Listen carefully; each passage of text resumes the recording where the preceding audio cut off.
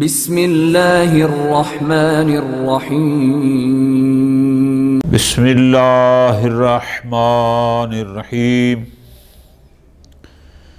عقیدتنا فی الدعوت الی الوحدۃ الاسلامیہ۔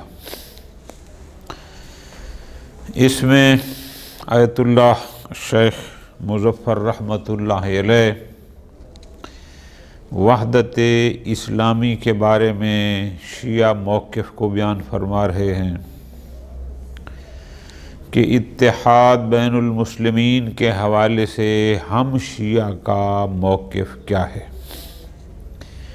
یہ بات واضحات میں سے ہے کہ تشخص اسلامی کو برقرار رکھنے، وحدت اسلامی کو برقرار رکھنے کے لیے جو کوششیں اہل بیت اطہار علیہم السلام نے کی ہیں، جو قربانیاں اہل البیت علیہم السلام نے دی ہیں، اس وحدت اسلامی کو برقرار رکھنے کے لیے کسی اور نے نہ کوشش کی نہ قربانی دی۔ جہاں اہل اسلام کے مفادات ٹھکرائے، وہاں انہوں نے اسلامی احکام کی پھر کوئی پابندی نہیں کی اور اپنے مفادات کو سامنے رکھا، جبکہ مقابل میں ائمہ اطہار علیہم السلام نے فقط اور فقط اپنے سامنے احکام اسلامی کو رکھا۔ یہی روش، یہی سلسلہ ائمہ علیہم السلام سے نقل ہوتا آج کی تشیع تک پہنچا۔ اگر کوئی شخص صاف دل ہے، تحقیق کرنا چاہتا ہے، تو اس زمانے میں بھی عملاً اگر وحدت اسلامی کے لیے کوئی بندہ کام کر رہا ہے، کوئی مکتب کام کر رہا ہے، تو وہ فقط مکتب تشیع ہے۔ یہ بات تاریخ کے اوراق میں واضح ہے، روشن کی طرح نمایاں ہے کہ پیغمبر اکرم صلی اللہ علیہ وآلہ وسلم نے اپنے بعد اپنا جانشین علی بن ابی طالب علیہ السلام کو مقرر فرما دیا تھا، سب کے لیے واضح تھا، لیکن خلافت ان سے چھین لی گئی، کچھ اور حضرات کو خلیفہ بنا دیا گیا، لیکن امیر المومنین نے خلافت کے حصول کے لیے تلوار نہیں اٹھائی، حالانکہ اٹھا سکتے تھے، بزور بازو خلافت لے سکتے تھے، لیکن وحدت اسلامی کو برقرار رکھنے کے لیے انہوں نے یہ اقدام نہ اٹھایا۔ امام حسن علیہ السلام کا کردار آپ کے سامنے، صلح امام حسن آپ کے سامنے، وہاں پر کوئی ذاتی مفاد نہیں تھے، وہاں پر کوئی دنیاوی مقاصد نہیں تھے، صرف اس لیے وہ اقدام اٹھایا تاکہ وحدت اسلامی برقرار رہے۔ کیوں؟ اس لیے کہ ائمہ علیہم السلام یہ بات جانتے تھے کہ اگر یہ اقدام نہ اٹھائیں تو اس وحدت اسلامی کو نقصان پہنچ سکتا ہے، اور ممکن ہے کہ ایک بڑی تعداد جو کلمہ گو ہو چکی تھی، ممکن ہے پھر واپس اپنے سابقہ دینوں پر چلی جائے، اور ایک منفی پیغام دنیا کے سامنے جائے، قربانیاں دیں، چونکہ مقصد احکام اسلام کی حفاظت تھا، مقصد شریعت محمدی کی حفاظت تھا، مقصد یہ تھا کہ اسلام برقرار رہے، ہمیں حق ملے نہ ملے اسے فرق نہیں پڑتا۔ اور یہی وجہ ہے کہ جب امام حسین علیہ السلام نے دیکھا کہ اب قیام کے بغیر اسلام نہیں بچتا، پھر انہوں نے اپنی پرواہ نہ کی، وہ قیام کیا تاکہ اسلام نابود نہ ہو جائے۔ یعنی ان کے بھائی اور بابا کے زمانے میں اسلام کی بقا خاموشی میں تھی، صلح جوئی میں تھی، انہوں نے وہ اقدام اٹھائے۔ امام حسین کی نے جب دیکھا کہ اب بیٹھنا اسلام کے خلاف ہے، اگر میں قیام نہ کروں تو بنی امیہ تمام حکام اسلام کو مٹا دیں گے، شریعت محمدی نام کی کوئی چیز نہیں رہے گی، پھر انہوں نے اسلام کی بقا کی خاطر قیام فرمایا۔ یہ وہ اپنے لیے نہیں تھا، وہ کسی حکومت کے اور خلافت کے خواہش مند نہیں تھے، بقائے اسلام۔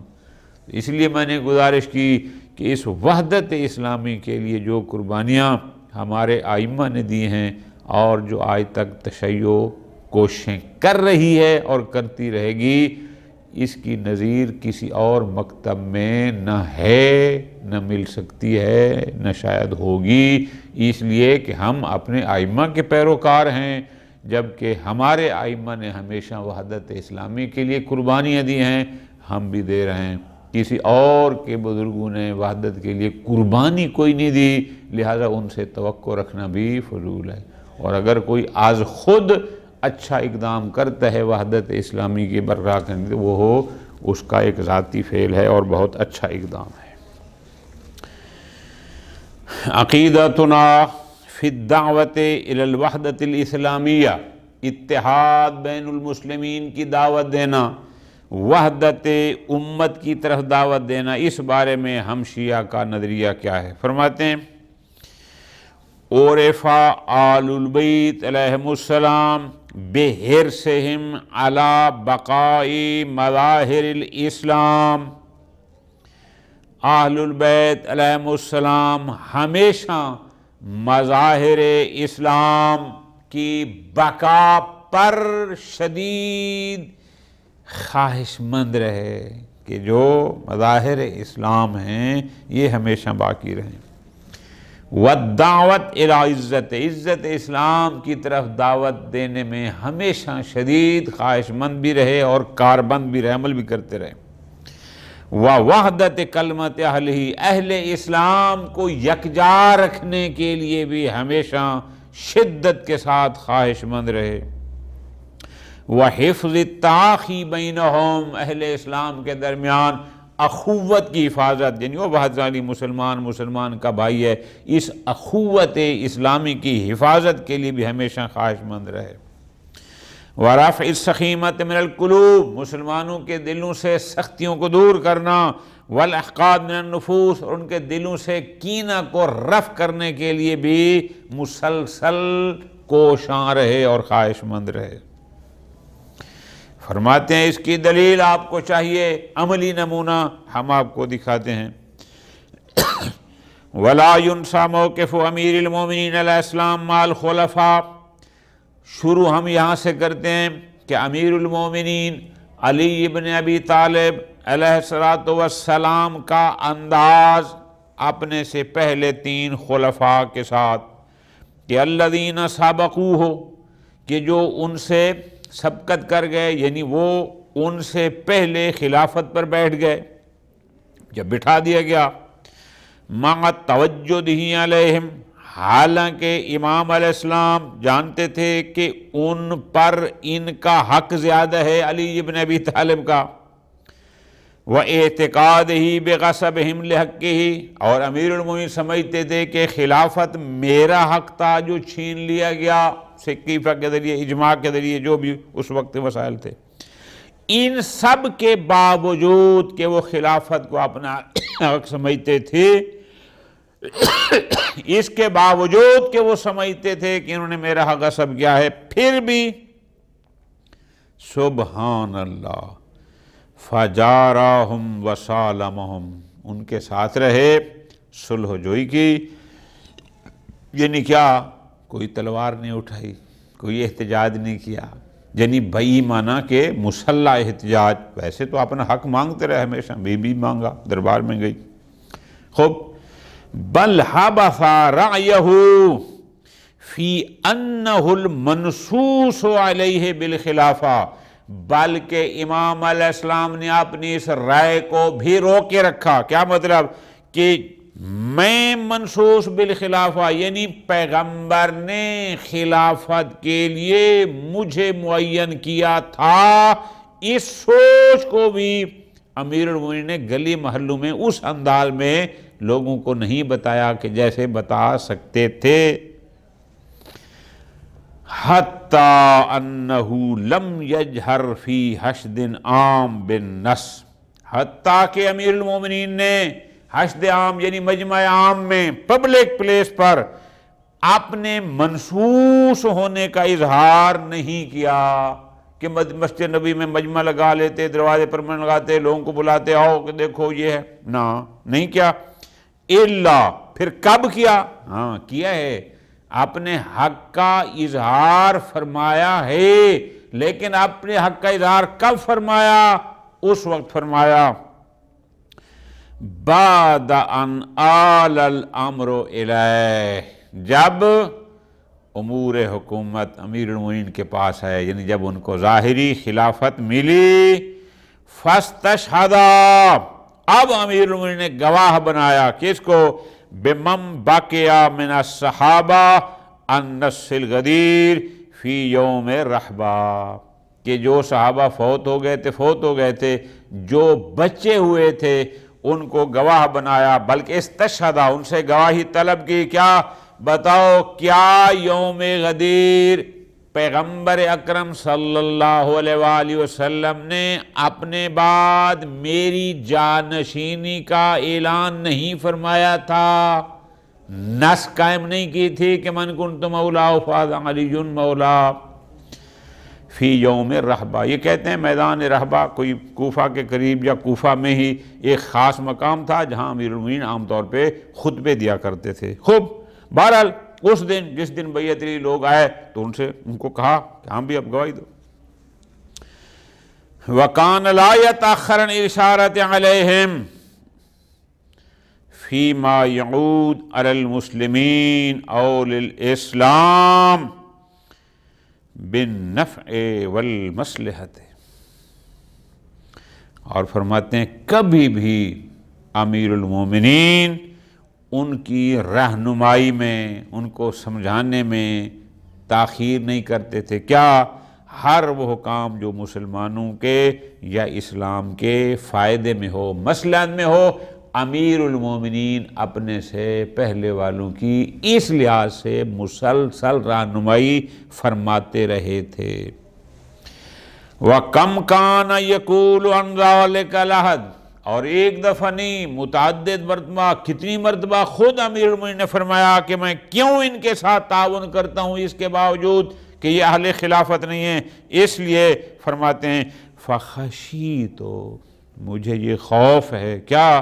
ان لم انصر الاسلام و اہلہ، کہ اگر میں علی بھی اسلام اور اہل اسلام کی مدد نہ کروں، ان ارا فیہ سلما و ہدما، تو میں دیکھتا ہوں کہ کہیں اس میں تفرقہ بازی اور تباہی ہو جائے گی. اگر میں بھی مدد نہ کروں تو یہ مسلمان متفرق ہو جائیں گے، یہ بٹ جائیں گے، یہ ختم ہو جائیں گے.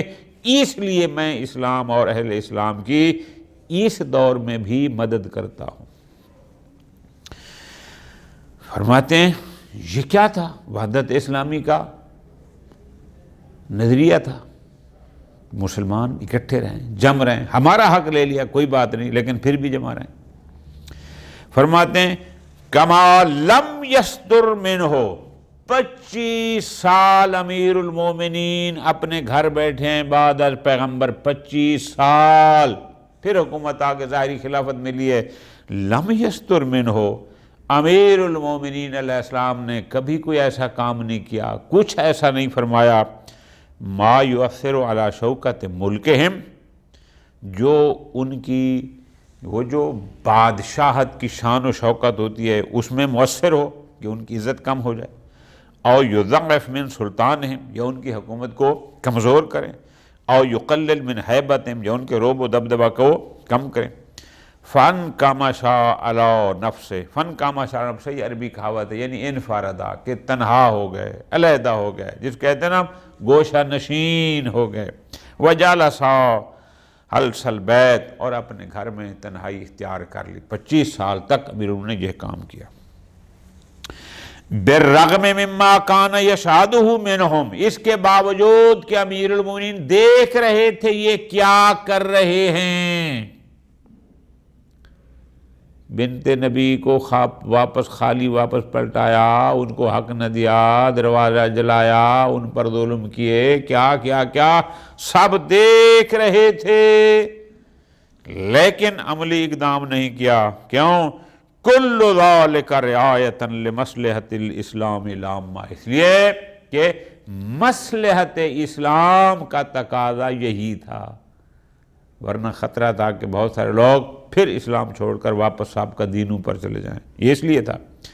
ورعایت، اور صرف اس لیے امیر المومنین یہ سب کچھ کر رہے تھے کہ ان لا یرا فی الاسلام، کہ کہیں اسلام میں کوئی خلا نہ آ جائے، ہادم، کوئی تباہی نہ آ جائے، جن ایسا نہ ہو کہ کہیں اسلام ختم ہو جائے، نابود ہو جائے، یا مسلمان پراگندہ ہو جائیں، اس خاطر سب کچھ دیکھتے رہے۔ حتی عرف ذالک منہ، سچ تو یہ ہے کہ انداز وحدت امت اسلامیہ کو اکٹھا کرنے کے لیے کس حد تک جایا جا سکتا ہے، کیا اقدام کیے جا سکتے ہیں، یہ امیر المومنین علیہ السلام سے سیکھا گیا کہ ان کے عملی اقدامات نے بتایا کہ وحدت اسلامی کا تقاضا کیا ہے اور کیسے مسلمانوں کو منتشر ہونے سے بچایا جا سکتا ہے۔ فرماتے ہیں وَقَانَ الْخَلِيفَةُ عمر بن الخطاب، عمر بن الخطاب اکثر یہ کہتے تھے، خلیفہ دوم اکثر کہتے تھے، لا كنت لمعضلة، کہ میں کسی ایسی مشکل میں نہ پڑوں کہ لیس لہا ابو الحسن، کہ اس کو حل کرنے کے لیے ابو الحسن یعنی علی ابن ابی طالب میسر نہ ہوں، میں کسی ایسی مشکل میں کبھی نہ پڑوں۔ اور کبھی کہتے لولا علی لہلک عمر، یہ کیا تھا؟ امیر المومنین کی طرف سے وحدت اسلامی کو برقرار رکھنے کا انداز اور طریقہ کار تھا۔ یہ ساری قربانیاں صرف اس لیے تھی۔ فرماتے ہیں وَلَا يُنْسَى مَوْقِفُ الْحَسَنِ ابن علی، اور پھر یہ نہیں، ان کے بعد ان کے فرزند ارجمند امام حسن علیہ السلام کا جب دور آیا تو ان کا انداز کیا تھا وحدت اسلامی میں؟ وہ کیا تھا؟ من الصلح، کہ انہوں نے صلح کی، کس کے ساتھ؟ مع معاویہ تھا، معاویہ بن ابو سفیان کے ساتھ۔ کیوں؟ اس لیے۔ کیوں صلح کی؟ کیا امام حسن کوئی حکومت مل گئی، کوئی گورنری مل گئی، کوئی مال دنیا مل گیا؟ نہ، قطعاً ایسا نہیں تھا۔ تو پھر کیوں صلح کی؟ اس لیے بعداً رہا، جب امام حسن علیہ السلام نے یہ تشخیص دی، جب امت کا رویہ دیکھا، کیا کہ ان الاصرار علی الحرب، کہ اگر اب بھی جنگ پر اصرار رہے، صلح نہ ہوئی اور جنگ کی، سیدیل من ذکر اللہ الاکبر، ذکر اللہ اکبر یعنی قرآن نابود ہو جائے گا، مراد احکام قرآنی ختم ہو جائیں گے۔ وَمِن دولت العادل، عادل کی حکومت ختم، کچھ بھی نہیں بچے گا۔ بل اسم الاسلام، بلکہ اسلام کا نام بھی آخری زمانے تک ختم ہو جائے گا۔ اگر ابھی جنگ پر میں صلح نہیں کرتا اور جنگ پر اصرار کرتا ہوں تو نتیجہ یہ ہوگا، فتمحی شریعت الہیہ، شریعت الہیہ محو ہو جائے گی۔ سبحان اللہ۔ وَيَقْضِي عَلَى الْبَقِيَّةِ الْبَاقِيَّةِ مِنْ آلِ الْبَيْتِ، بس انہوں نے یہی فیصلہ کیا کہ جو کچھ احکام الہی ہیں ان کو برقرار رکھنے کے لیے بس ضروری ہے کہ فی الحال صلح کی جائے۔ فرماتے ہیں فَفَزَّرَ الْمُحَافَظَةَ عَلَى ظَوَاهِرِ الْإِسْلَامِ وَاسْمِ الدِّينِ، پس انہوں نے محافظت یعنی ظواہر اسلام کی حفاظت کو ترجیح دی، فضیلت دی، اور دین اسلام کے نام کو باقی رکھنے کی ترجیح دی۔ فرماتے ہیں لہذا یہ ضروری تھا، فضل انہوں نے دیکھا۔ وَإِنْ سَالَمَ مُعَاوِيَةَ، مسالت کس کے ساتھ کی؟ معاویہ کے ساتھ۔ عدو العلت للدین، جو دین کا سخت ترین دشمن تھا، اہل دین کا دشمن تھا، والخصم الحقود، جو کینہ پرور دشمن تھا، لہو، خود امام حسن کا بھی، والے شیعتی اور ان کے شیعہ کا بھی، ما یتوقع من الظلم والذلہ، جبکہ امام جانتے تھے، ان کو یہی امید تھی کہ صلح کے بعد بھی اس نے مظالم کرنے ہیں، خود ان پر بھی، وَلِأَتْبَاعِهِ، اور ان کے جو ماننے والے ہیں ان پر بھی، اس کی بھی پتہ تھا امام حسن علیہ السلام کو یہ سب ہوگا۔ جبکہ وَكَانَ سُيُوفُ بنی ہاشم، جبکہ بنی ہاشم کی تلواریں، وَسُيُوفُ شِيَّتِهِ، اور امام حسن کے ماننے والوں کی تلواریں کیا تھیں؟ مشہورتاً، وہ ننگی ہو چکی تھیں، یعنی نیام سے نکل چکی تھی۔ مراد کیا کہ ماحول جنگ کا بن چکا تھا۔ تابا ان تعمد، اور وہ واپس نیاموں میں جانے سے انکاری تھے۔ مراد کیا؟ یعنی وہ پیچھے ہٹنے کے لیے تیار نہیں تھے، دون ان تاخذا، جب تک کہ وہ اپنا حق نہ لے لیں، دفاع کا حق اور کفا کہتے ہیں معاہدہ کو، یعنی مقابلے کو، جو ہمارا حق ہے۔ وَلَكِنْ، یہ سب کچھ تھا، وَلَكِنْ مَصْلِحَةَ الْإِسْلَامِ الْعُلْيَا، لیکن کانت عندہ فوق جمیع هذه الاعتبارات، لیکن اسلام کی مصلحت امام حسن علیہ السلام کی نظر میں ان سب چیزوں سے بلند تر تھی۔ امام کو پتہ صلح کروں گا یہ میرے اوپر بھی ظلم کرے گا، اہل بیت آنے والوں پر ظلم کرے گا، شیعوں پر ظلم کرے گا، فلاں فلاں۔ امام جانتے تھے کہ اس کے بعد اس کے بیٹے یزید نے آنا ہے، اس نے کیا کرنا ہے اہل اسلام کے ساتھ، لیکن ان سب کے باوجود انہوں نے اس مصلحت اسلام کو مقدم سمجھا اور اس لیے پھر صلح کی۔ کیوں؟ اس وقت مصلحت اسلام کا تقاضا یہ تھا کہ جنگ نہ کی جائے، اس لیے کہ اہل بیت کے نزدیک معیار اسلام ہے۔ اسلام کی بقا کس میں ہے؟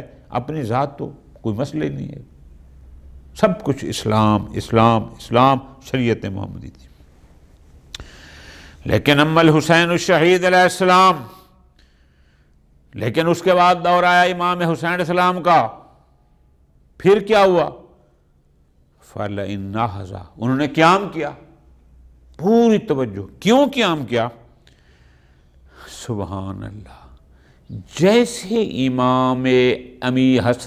امام علی بن ابی طالب علیہ السلام اور امام حسن علیہ السلام کے زمانے میں مصلحت اسلام کا تقاضا یہ تھا کہ قیام نہ کیا جائے، مسلح جد و جہد نہ کی جائے، امیر المومنین 25 سال گھر بیٹھے رہے، امام حسن نے بھی سب کچھ جاننے کے باوجود مصلحت اسلام کی خاطر صلح کر لی۔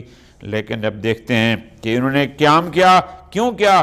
فَلِأَنَّهُ رَأَىٰ، چونکہ جب امام حسین علیہ السلام نے یہ دیکھا کیا کہ من بنی امیہ تھا، کہ یہ بنی امیہ کر کیا رہے ہیں، کیا کہ ان دامت الحال لہم، کہ اگر صورتحال یہی مسلسل چلتی رہی، جو کوئی یزید کر رہا ہے اگر یہ مسلسل یوں ہی چلتا رہا، وَلَمْ يَكْفِ فِي وَجْهِهِمْ مَنْ يَكْشِفُ سُوءَ نِيَاتِهِمْ، اور کوئی بھی ان بنی امیہ کے لوگوں کی بری نیتوں کے چہروں کو بے نقاب نہ کرے، سَيَمْحُونَ ذِكْرَ الْإِسْلَامِ، یہ تو ذکر اسلام ہی محو کر دیں گے، مٹا دیں گے، وَيَطِيحُونَ بِمَجْدِهِ، اور اسلام کی عزت و عظمت کو ختم کر دیں گے۔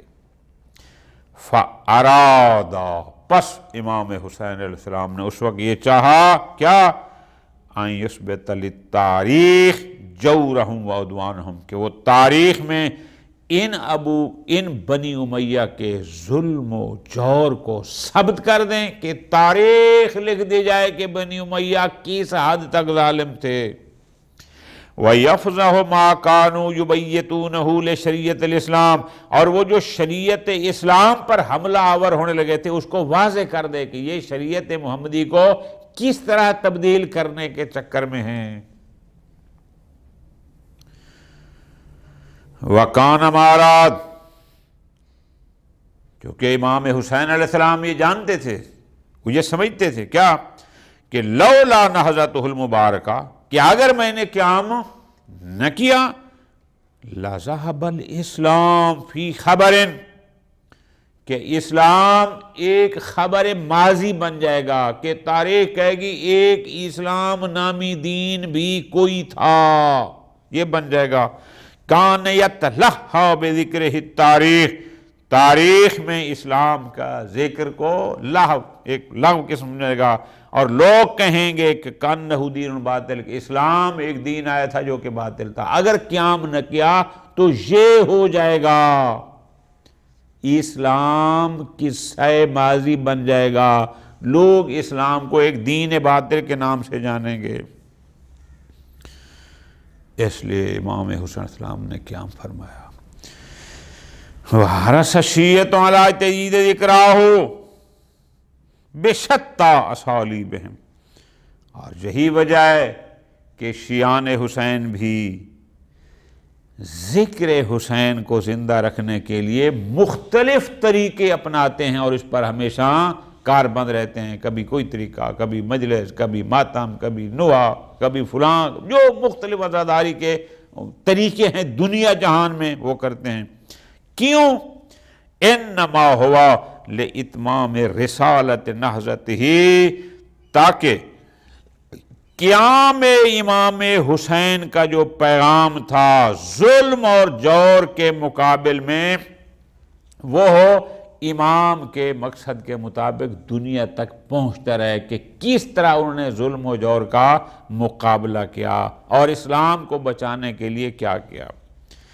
وَالْإِحْيَاءِ أَمْرِهِ، اور امر اسلام یا امر امامت، امر رسالت کا احیاء کرنے کے لیے ہم مختلف طریقے اپناتے ہیں، یہ محرم کی تقریبات، یہ چہلم کی تقریبات، الاخر امتثالا لأوامر الائمۃ۔ یہ سب ہم کیوں کرتے ہیں؟ اس لیے کہ امام حسین علیہ السلام کے بعد جتنے ائمہ آئے سب نے تاکید کی کہ یہ عاشوراء بھولنے نہ پائے، اور ہم ان کے احکام کا امتثال کرتے ہیں، اسی کو پابندی سے بجا لاتے ہیں۔ اللہ تعالی ہمیں امتثال امر ائمہ کرنے کی توفیق عطا فرمائے۔ صلی اللہ علیہ محمد وآلہ محمد۔